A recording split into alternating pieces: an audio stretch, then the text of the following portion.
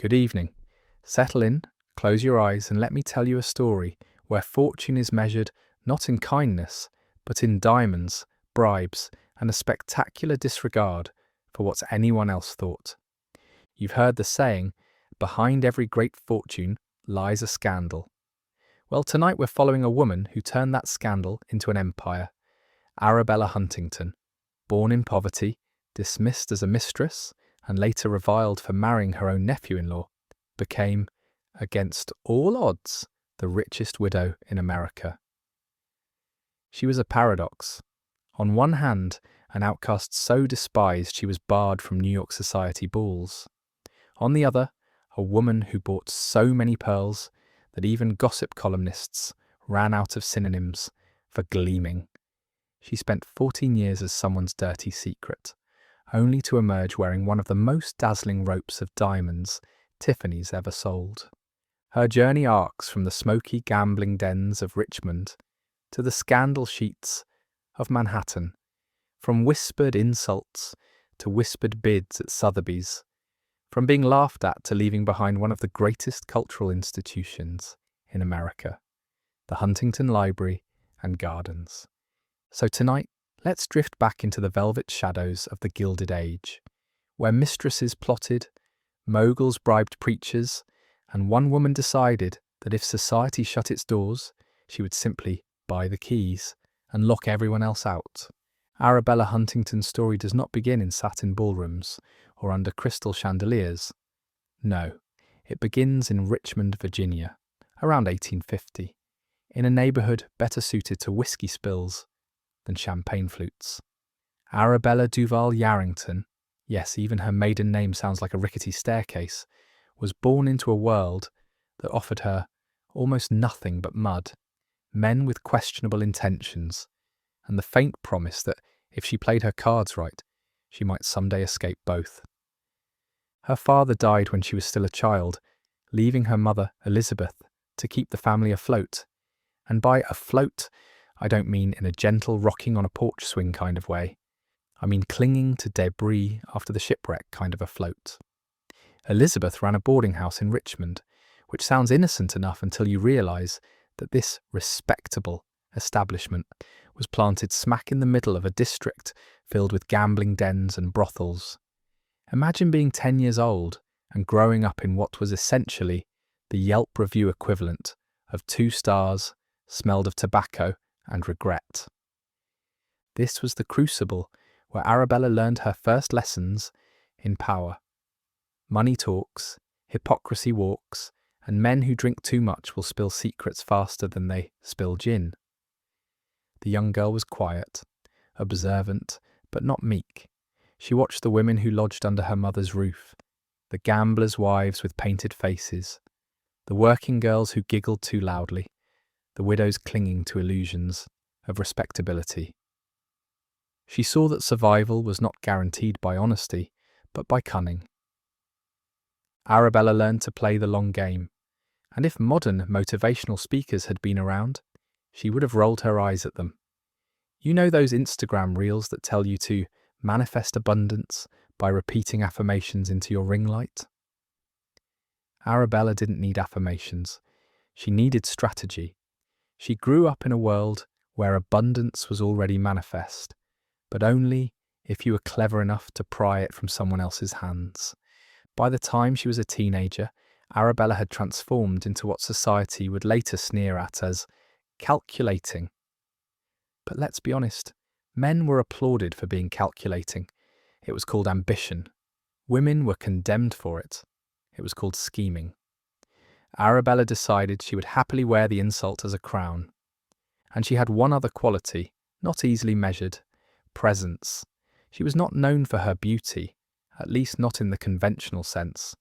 No one ever compared her to a Botticelli angel, or even a shopfront mannequin. But she had a gaze, sharp enough to make men sit up straighter and women glance sideways. She radiated a kind of seriousness, a refusal to apologise for taking up space. In a world where women were meant to smile sweetly and look ornamental, Arabella had the gall to look purposeful. By her late teens, she had something far more valuable than a dowry, ambition sharpened into a weapon. She had survived poverty, humiliation, and the daily parade of men staggering home with their shirts untucked. She had learned that respectability was a costume, rented, borrowed, or stolen, and she was ready to wear it better than anyone else. So, when an opportunity presented itself in the form of a marriage proposal, Arabella didn't just say yes. She said yes with the cool calculation of a chess player who already sees checkmate 12 moves ahead. At 19, Arabella married John Archer Worsham. On paper, this was a step up. He ran a gambling parlour in New York.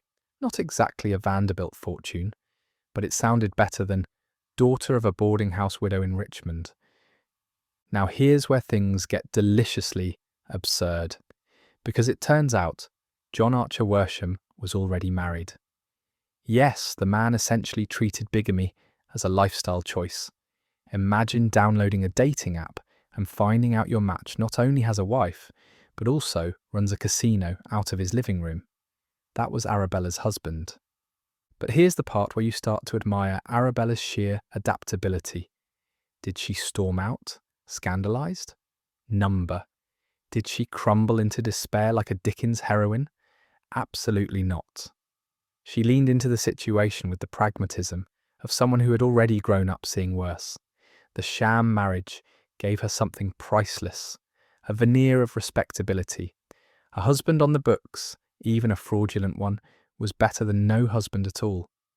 Society was all about appearances, and Arabella understood appearances better than anyone. But let's not kid ourselves.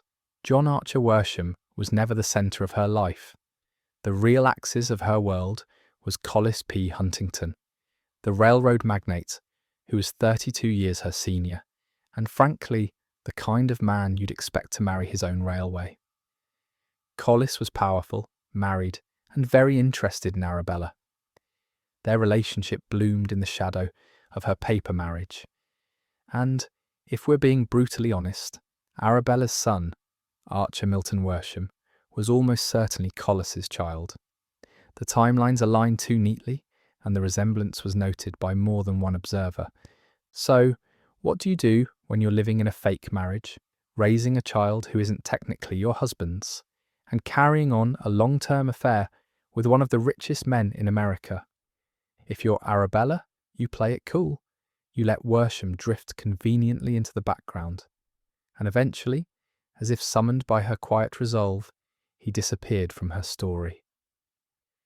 By the time he died, Arabella was a widow in the eyes of society. And being a widow, as every Gilded Age woman knew, was the most respectable form of freedom you could ask for. Think of it like a modern divorce, only with a better PR spin. Today, people might reinvent themselves on Instagram with captions like, "Learning to love myself," while posing in yoga pants. Arabella's reinvention was more pragmatic. She was now free to live openly as Collis Huntington's companion without dragging around a surplus husband. Society, of course, wasn't fooled, but it didn't matter. Arabella was now positioned exactly where she wanted to be, one step removed from scandal, one step closer to power. If Arabella's early life had been a crash course in survival, the next chapter was a masterclass in patience. For 14 years, she was Collis Huntington's mistress. 14 years. That's not a fling. That's practically a government career. You could run 2 presidential terms and still have 6 years left over to complain about it. Society, predictably, slammed the doors shut. The Astors wouldn't invite her. The Vanderbilts sneered. Ward McAllister, that self-proclaimed gatekeeper of New York's 400, wouldn't touch her with a borrowed lorgnette. Arabella wasn't just excluded, she was actively erased. But here's the thing, Arabella didn't crumble. She waited, and she used her waiting time like a ruthless strategist. If being Huntington's mistress was a 14-year job interview, she aced every round. She was discreet, she was loyal, she was unflappable. She never gave her enemies the satisfaction of a tantrum or a sob story. and meanwhile, she was quietly building her own fortune. While the Vanderbilts were throwing costume balls where guests dressed as electric lights, Arabella was buying up real estate in Manhattan. While the Rockefellers were pouring oil into everything from lamps to lawsuits, she was learning how to turn gossip into insulation. It rolled off her like smoke. Think of the self-discipline required here. Imagine being treated as invisible at every society dinner, and still showing up the next day, head high, pearls polished. It's like being left off the office group chat and still arriving early with muffins. What's more, Arabella began shaping her own identity, one that wasn't entirely tethered to Collis. She learned that wealth, once you got your hands on it, could create its own kind of nobility. If society wouldn't open the ballroom doors, she could buy the ballroom. If the newspapers called her scandalous, she could outspend the scandal. And perhaps the most remarkable part of these mistress years was her endurance. 14 years of being whispered about, of being treated like a shadow. 14 years of enduring humiliation and waiting for the wife to die. Most of us can't even wait 14 minutes for our takeout order without spiraling into existential despair. Arabella waited 14 years with the patience of a general camped outside a fortress, knowing the walls would eventually fall. And when they did, well, that's the next chapter, and the beginning of one of the most scandalous reinventions in Gilded Age history. Arabella's childhood was not the kind you put in a Victorian family album with pressed flowers and careful handwriting. There were no lace collars, no piano recitals, no first day of finishing school portraits. Instead, her world was filled with the sounds of dice rattling, glasses clinking, and doors slamming in the night when somebody lost more than he could afford. Her mother's boarding house sat in one of Richmond's more colourful neighbourhoods, and colourful in this case means loud, smoky, and possibly on fire at any given moment. For Arabella, this was daily education. She grew up watching the parade of men who came stumbling in, pockets emptied at the gambling tables, voices thick with liquor and regret. She heard their confessions when they forgot to keep them quiet. Money problems, mistresses, debts, all spilling out in whispers and shouts. For most children, bedtime stories are about dragons. For Arabella, bedtime stories were overheard arguments about unpaid loans. And here's the thing, she was listening. Arabella understood from an absurdly young age that money wasn't just paper. It was power, safety, even a kind of weapon. When she saw men losing their fortunes on a single hand of cards, she understood something that would shape her entire life. Never bet unless you already know how the game ends. But her education wasn't only about men. She also watched the women, the wives who kept their faces painted in smiles, even when the rent was overdue. The working girls who laughed too loudly in the parlour to hide the sharpness in their eyes. The widows who clung to their faded dignity like it was a shawl unravelling thread by thread. Each one was a lesson in performance. Respectability, she saw, was not something you either had or didn't. It was an act, and acts could be rehearsed, perfected, and sold. Arabella herself was not a particularly celebrated beauty as a girl. No poets were scribbling odes to her freckles, but she had something more important: presence. People noticed her, even when they didn't want to. She carried herself with a self-possession that was almost unsettling for a teenager. Think of the girl in high school who wasn't the prom queen, but somehow everyone knew not to underestimate her. That was Arabella, except swap out the lockers for gambling dens and the pep rallies for whispered gossip about who owed whom money.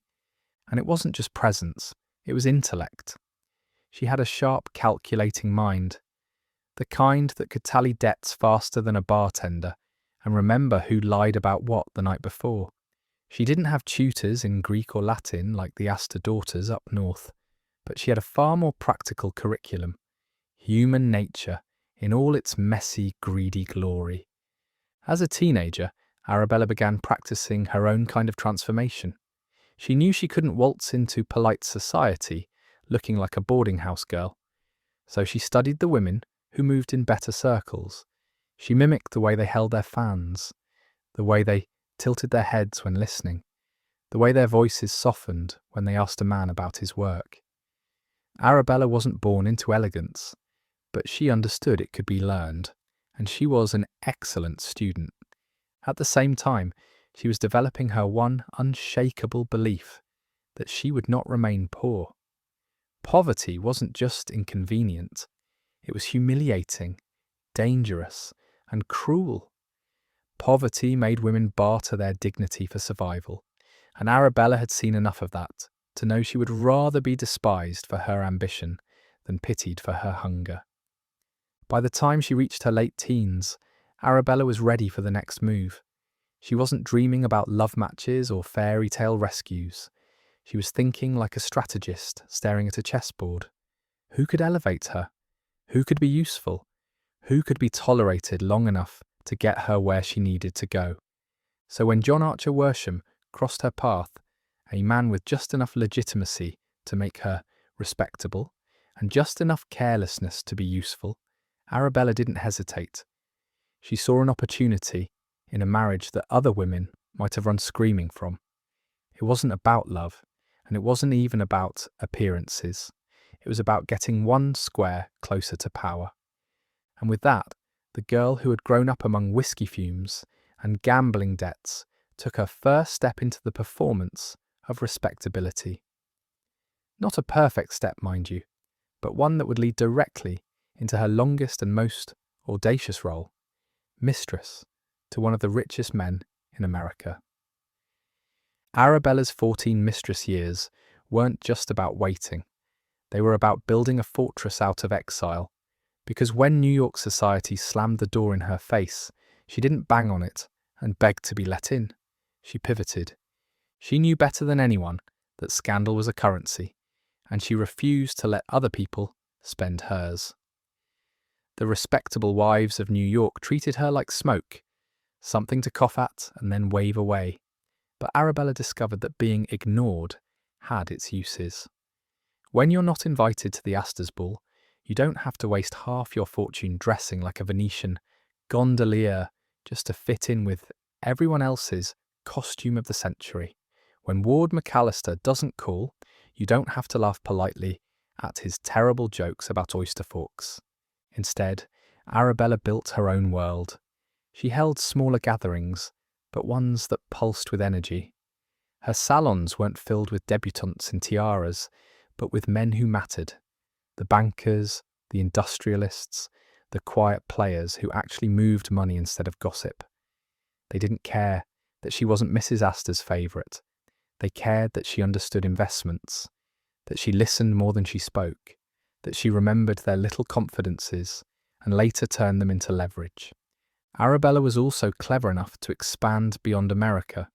In Europe, scandal was practically a local pastime. Paris was crawling with duchesses who had traded one lover for another over the course of breakfast.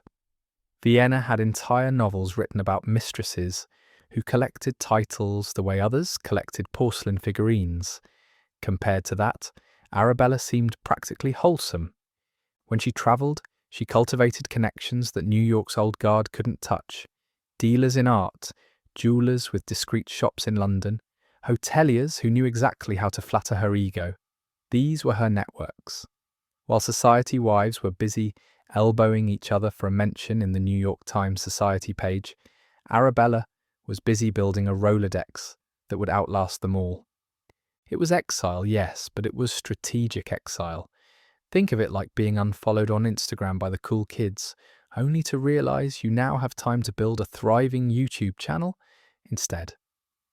Arabella played the long game, and she was ruthless about it.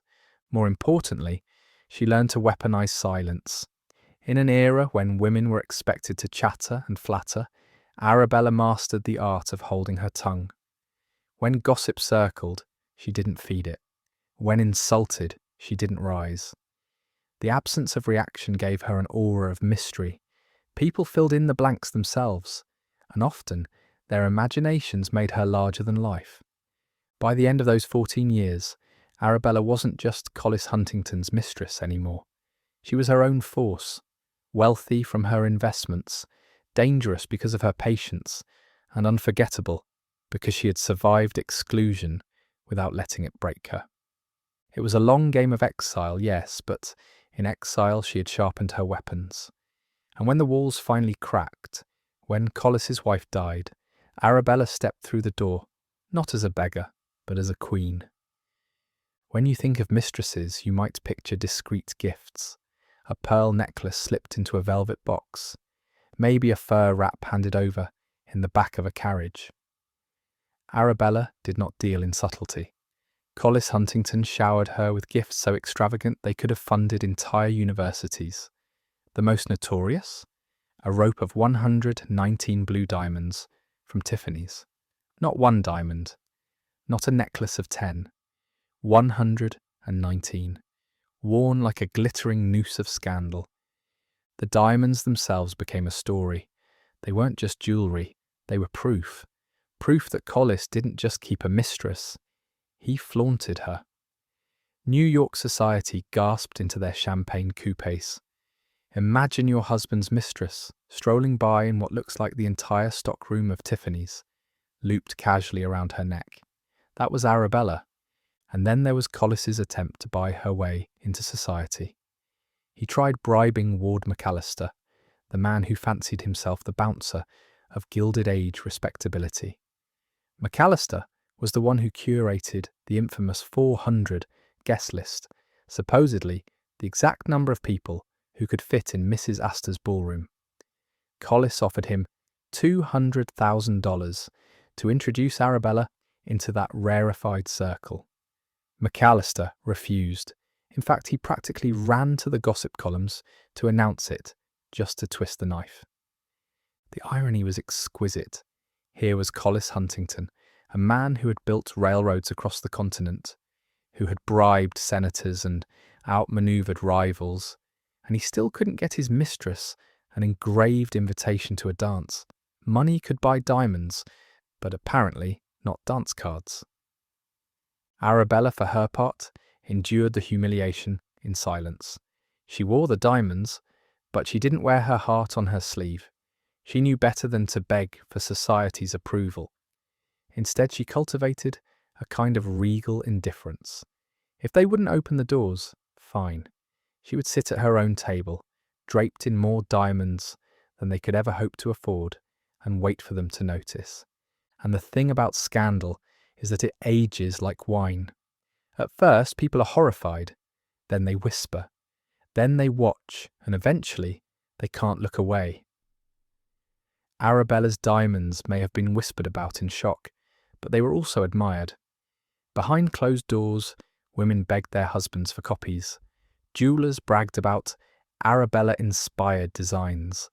Even as society tried to erase her, she became a trendsetter. It's not unlike modern celebrity culture. The tabloids will declare someone cancelled, but then, mysteriously, their handbag line sells out in 12 minutes, and suddenly everyone's following them on TikTok again. Arabella was living the 19th century version of that paradox. Despised in public, envied in private.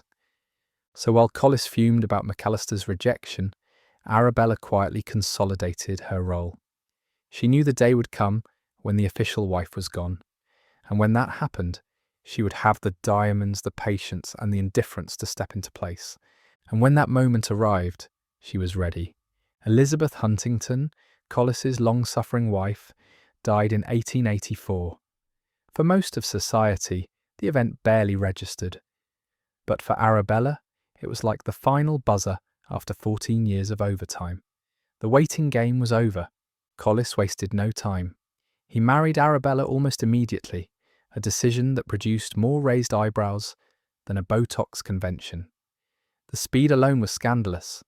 Barely had the funeral lilies wilted before Collis was sliding a ring onto Arabella's finger. To critics, it looked less like a marriage and more like a hostile takeover. And let's talk about the ceremony. It wasn't romance that sealed the deal, it was money.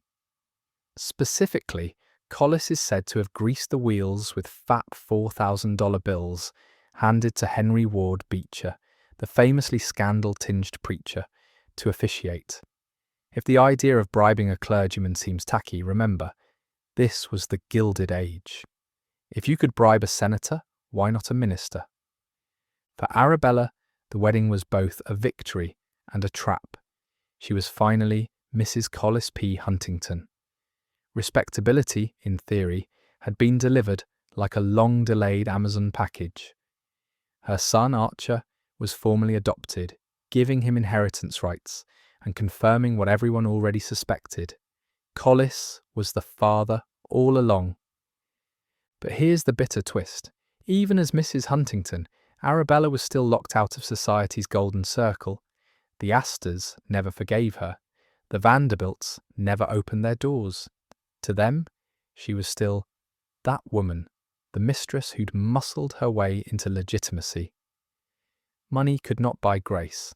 Imagine being promoted at work after years of grunt labour, only to find that your colleagues still won't let you sit at their lunch table. That was Arabella. She had the title, the wealth, the diamonds, but no matter how loudly her carriage wheels clattered down Fifth Avenue, the Astors pretended not to hear. And yet Arabella wore their disdain like armour. She refused to shrink. She refused to beg. She presented herself with icy dignity, as if to say, yes, I married him, yes, you hate me, and yes, I'm richer than you'll ever be. What she lacked in invitations, she made up for in influence. Collis adored her, sometimes extravagantly, sometimes foolishly, but always completely. When he sought advice on business, he turned to her. When others mocked her, he defended her. Their marriage may have scandalized the salons, but inside their own walls, it was a partnership of equals, bound by loyalty and a shared understanding that survival required shrewdness. Arabella had waited 14 years for this. She knew how quickly fortunes could shift, how fragile respectability was. So she began preparing for the next chapter, even as she lived this one. Because if life had taught her anything, it was this: marriages end, fortunes transfer, and when they do, only the prepared are truly powerful. In 1900, Collis Huntington died suddenly at his Adirondack camp. Death came, as it often does, not with fanfare, but with paperwork. One moment, he was one of the most powerful railroad tycoons in America. The next, he was gone. For Arabella, widowhood arrived with a spectacular inheritance, more than $50 million, which translates to about $1.9 billion in today's money. 2/3 of the Huntington fortune landed directly in her lap. Overnight, she became one of the richest women in America. Society, of course, didn't know how to handle this. They had spent decades mocking her, excluding her, whispering behind their fans. Now, the woman they had sneered at controlled a fortune larger than many of their own combined. It was like watching the office intern suddenly become CEO while you're still stuck sharing a cubicle. Arabella, for her part, didn't waste time playing small. She indulged herself, and she did it unapologetically. She became famous for her pearls, for lingerie bills that could bankrupt a European duchy, for houses dripping in velvet and gilded frames. She spent millions on art, antiques and clothes. If she wanted something, she bought it, quietly, efficiently, and without blinking. The press couldn't resist. Gossip columns feasted on her extravagance, publishing breathless lists of her purchases. A necklace worth a mansion, gowns sewn with real gold thread, lingerie imported from Paris that cost more than most people's homes. Scandal sheets even tried blackmail. One publication threatened to expose her private affairs. Arabella paid them $15,000 to shut up. For context, that was the equivalent of hush-moneying an entire neighbourhood. But wealth was not only about indulgence. Arabella also wielded it as power. She could fund causes she believed in. She could silence enemies with a single check. She could build a fortress of privacy, keeping the world at bay. She understood that the true luxury wasn't pearls or palaces. It was about control, and widowhood itself gave her something even richer: freedom.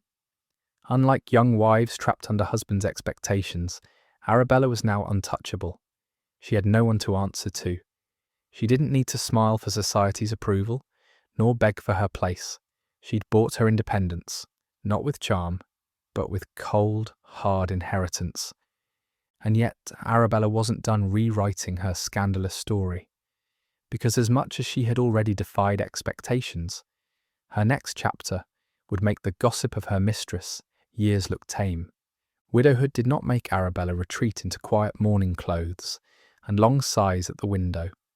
No black-veiled figure sipping weak tea here. Instead, Arabella stepped into her role as the queen of excess with the confidence of someone who knew the world was watching and didn't care one bit. She spent money with the kind of cheerful abandon that makes accountants weep. Take, for example, her famous pearls. They weren't just pearls, they were ropes of luminous orbs, strung together in lengths so long they could double as jump ropes for her servants' children. They were valued in the hundreds of thousands, and she wore them as casually as other women wore scarves. To her, pearls weren't jewellery, they were punctuation, proof at the end of every sentence that she was no longer to be pitied, scorned, or ignored. Then there were her lingerie bills: Parisian silks, handmade lace, custom corsets that could have paid off half a town's mortgages. Newspapers gleefully reported that Arabella spent more on undergarments than most people spent on entire wardrobes. It wasn't just about the garments themselves, it was about the message. Arabella was telling the world that she could indulge in beauty, in sensuality, in luxury without apology. While respectable society wives pretended they didn't know what a corset cost, Arabella was outspending them all on garments that only she, and perhaps the occasional very lucky maid, ever saw. And art, always art. Arabella bought paintings, sculptures, tapestries, and entire collections. She didn't dabble, she devoured. Her homes were filled with canvases by old masters, gilt-framed landscapes and portraits of people whose titles were longer than their actual lifespans. She collected art the way other people collected grudges. Some said she didn't always know what she was buying, that she simply enjoyed the power of acquisition. But whether or not she could identify every brushstroke, the act of owning mattered. She turned her money into culture, one auction at a time. Society called it vulgar. Newspapers rolled their eyes. Anonymous sources whispered that her taste was more extravagant than refined. But here's the truth. Vulgarity was simply a word the excluded used to describe a woman spending without shame. If a Vanderbilt threw the same money at pearls or paintings, it was taste. When Arabella did it, it was excess. She cultivated an air of mystery too. Despite her fame, she was rarely photographed. She allowed herself to become more legend than flesh. People couldn't quite pin her down. Was she beautiful? Some said yes, others swore she was plain. Was she charming? Some said magnetic, others said cold. By keeping herself elusive, she forced people to project their fantasies and their resentments onto her. In this way, Arabella became more than a rich widow. She became a character, a living contradiction. Vulgar and refined, scandalous and dignified, despised and envied. She was no longer the outcast mistress. She was the woman who spent like a monarch, who wore her pearls like a crown, who stared society in the face and outspent its judgment. And yet, even as she revelled in her excess, Arabella was practical. She didn't just buy for pleasure, she bought for permanence. Pearls could be resold, art could be bequeathed, estates could become legacies. Her indulgence was also investment, her spending also strategy. She wasn't burning through her fortune for the thrill. She was converting wealth into monuments, ensuring that even if society never embraced her, history would have to. It was a dazzling performance of survival. Arabella had once been the girl peeking out from the shadows of a boarding house in Richmond. Now she was a widow who made headlines for lingerie, and she knew every scandalous purchase was also proof that she had won. Enter Henry Edwards, Huntington, nephew of Collis, a man who was, inconveniently, both family and heir, and who had long admired Arabella. Henry was everything a Gilded Age nephew should be, ambitious, polished, and just reckless enough to be interesting. He had worked within Collis's empire, managing railroads and building his own fortune. But what truly set him apart was his admiration for Arabella. He saw in her not just a widow, but a force, intelligent, resilient, and seasoned by scandal. After Collis's death, Henry began to position himself with the kind of precision that would make a chess grandmaster nod in approval. He separated from his wife, Mary Alice, under circumstances that raised eyebrows. Then slowly and deliberately, he moved closer, literally, by purchasing property near Arabella's New York mansion. Imagine your nephew-in-law suddenly becoming your neighbour. Awkward for most families. For Arabella, it was an opportunity. The courtship that followed was not fireworks and violins. It was a negotiation. It was a partnership. It was the careful weaving of two fortunes, two reputations, two ambitions. Henry admired Arabella not just for her beauty or her diamonds, but for her mind. She had survived exile, humiliation, scandal, and had come out not diminished but magnified. That kind of resilience was irresistible to a man who valued power. And Arabella, she saw in Henry not just a companion, but an ally. He was younger, energetic, already wealthy, and capable of building empires of his own. Together, they could consolidate. Together, they could transform a scandal into a dynasty. Society, of course, was horrified. The whispers were immediate. She's marrying her husband's nephew. The accusations of incest flew fast, though legally nothing of the sort applied. To polite society, it was indecent, greedy, indecorous. But to Arabella and Henry, it was practical. It was a partnership. It was, in many ways, inevitable. Their courtship unfolded not in ballrooms, but in boardrooms, in quiet dinners, in shared plans for art collections and estates. They were not lovers in the romantic sense, though there was affection. They were partners in the truest Gilded Age sense, two people determined to turn fortune into immortality. And so, as New York society sharpened its knives, Arabella prepared once again to outmaneuver them.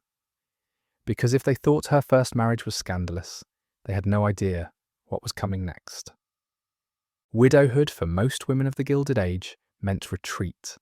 Black veils, mourning clothes, a slow fade into invisibility, punctuated only by the occasional tea with relatives who spoke in hushed voices about how well you were holding up. Arabella Huntington had no interest in fading. She had spent 14 years as a mistress in the shadows, waiting for legitimacy. She had endured mockery, exclusion, and whispers. Now she was one of the richest women in America, and she had no intention of apologizing for it. Widowhood in her hands became a stage, and she, its undisputed star. Her pearls alone became a legend. Not dainty little strands you could buy at Tiffany's on a good salary. These were ropes, loops of luminous white, long enough to circle her neck multiple times, each pearl larger than the gossip that surrounded her. They hung on her like a badge of survival. Where other women wore pearls as delicate ornaments, Arabella wore hers as if to say, "Yes, I was your scandal, and now I am your envy." Then there were the lingerie bills. Oh, the lingerie! Newspapers practically salivated over the figures, reporting that Arabella spent more on Parisian undergarments than most people earned in a decade. Silks, laces, hand-sewn corsets embroidered with details no one but Arabella, and perhaps a maid fumbling with hatpins, would ever see. Respectable matrons clutched their pearls, less expensive ones, of course, while secretly ordering cheaper versions from the same Parisian houses. It was excess, yes, but it was also power. Arabella was telling the world that she could live beautifully, even in the most private corners of her life. Her art collections grew just as notorious. She bought old masters, French tapestries, Italian landscapes, English portraits. She didn't just buy paintings, she bought reputations. Dealers whispered that she sometimes purchased entire collections in a single afternoon, her pen scratching out checks that could have funded libraries. Critics sneered that she didn't always know the difference between a Gainsborough and a copy. But what did it matter? She owned them. And in the end, ownership was what counted. To her detractors, this was vulgarity. To Arabella, it was strategy. Wealth spent was not just indulgence, it was immortality. Pearls could be sold, paintings could be displayed long after her death. Her purchases were not just pleasures, they were seeds of legacy. And through it all she cultivated mystery. Rarely photographed, seldom interviewed, she allowed herself to become an enigma. Was she beautiful? Accounts disagreed. Some swore she had striking features, others called her plain. Was she warm? Some insisted she was magnetic in conversation. Others called her cold. By withholding herself, she became larger than life, a figure people argued about endlessly, without ever truly knowing. She was no longer the scorned mistress. She was the queen of excess, the woman who could outspend her enemies, outdress her critics, and outlast her scandals. Every dollar she spent was a declaration. I am still here, stronger, richer, and untouchable. If Arabella's widowhood was a coronation, then Henry Edwards Huntington was the unexpected twist in the script. Nephew of Collis, co-heir to the Huntington Empire, and a man who had long admired Arabella. Henry was ambitious, yes, but he was also careful. He had built his own reputation in the family business, managing railroads and expanding the fortune. He was not Collis, he lacked the older man's volcanic energy, but he was capable, polished, and determined. And perhaps most importantly, he had always seen Arabella for what she was, not a scandal, but a strategist. After Collis's death, Henry began manoeuvring closer to Arabella. He separated from his wife, Mary Alice, in a move that scandalized polite society. Then he purchased property near Arabella's New York mansion. Imagine your nephew-in-law suddenly becoming your neighbour. Awkward in most families. For Arabella, it was an opportunity, an ally moving into place. Their relationship unfolded with deliberate precision. It wasn't the stuff of romance novels. There were no moonlit serenades, no love letters pressed with rose petals. Instead, there were dinners, quiet conversations, shared interests in art and estates. They understood one another. Arabella admired Henry's energy and pragmatism. Henry admired Arabella's intellect and resilience. Together, they formed something rare, a partnership of equals, and yet, to society it looked obscene. A widow marrying her late husband's nephew? The whispers began almost immediately. Incestuous, indecent, greedy. Never mind that there was nothing illegal about it. Never mind that they were two consenting adults. To the Astors and Vanderbilts, it was the final confirmation that Arabella would never understand or obey the rules. But then again, Arabella had never cared for their rules. She had been born outside their circle. She had lived for decades as their shadow, and now she had more wealth than many of them combined. Why should she beg for their approval? Henry, for his part, didn't care either. He saw in Arabella not just wealth, but wisdom. She had survived poverty, disgrace, exclusion, and had emerged triumphant. To him, she wasn't a scandal. She was an empire worth aligning with. And so, quietly but deliberately, they prepared for marriage. Not as lovers caught in passion, but as strategists planning their next move on the board. A union that would consolidate fortunes, art estates, and legacies. In 1913, Arabella Huntington was 63 years old. Henry was 53, and together they lit the fuse on one of the most shocking social explosions of the Gilded Age. Their marriage was not a private affair. The news blazed across newspapers, feeding gossip columns like fresh meat to wolves. The richest widow in America marries her late husband's nephew. The headlines practically wrote themselves. The accusations were merciless. Some called it incest, despite the fact that no blood relation existed. Others called it indecent, a grotesque display of greed and shamelessness.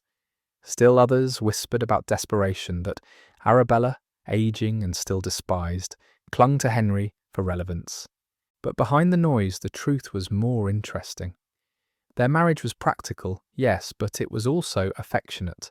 Henry genuinely admired Arabella, and Arabella respected Henry. They understood one another in ways society couldn't grasp. To them, the union wasn't a scandal. It was a strategy. It was loyalty. It was a deliberate choice to combine forces and face the world together. Their prenuptial agreement was legendary. Between them, they consolidated vast fortunes, railroads, art estates. What looked to outsiders like scandal was, in reality, one of the most brilliant mergers of money and power the Gilded Age had ever seen. And Arabella, as always, endured the whispers with silence. She had long ago stopped trying to win approval from people who would never give it. She didn't explain. She didn't defend. She simply lived her life, wrapped in pearls, surrounded by art, married to the man she had chosen. History, of course, has a way of softening scandal. What shocked in 1913 seems almost quaint today, but in its moment, Arabella's second marriage was a thunderclap, shaking the very foundations of society gossip. And yet once again, she outlasted the whispers. For while her critics obsessed over impropriety, Arabella was busy building a legacy. Together with Henry, she would spend millions on art, culture, and institutions that would long outlive the gossip columns. In the end, the most scandalous marriage of the Gilded Age became something more enduring, a partnership that transformed money into monuments, scandal into legacy. By the time the Huntington saga reached its final act, Arabella and Henry had stopped chasing approval altogether. Instead, they began chasing beauty. Together, they spent fortunes on art, scouring Europe for masterpieces.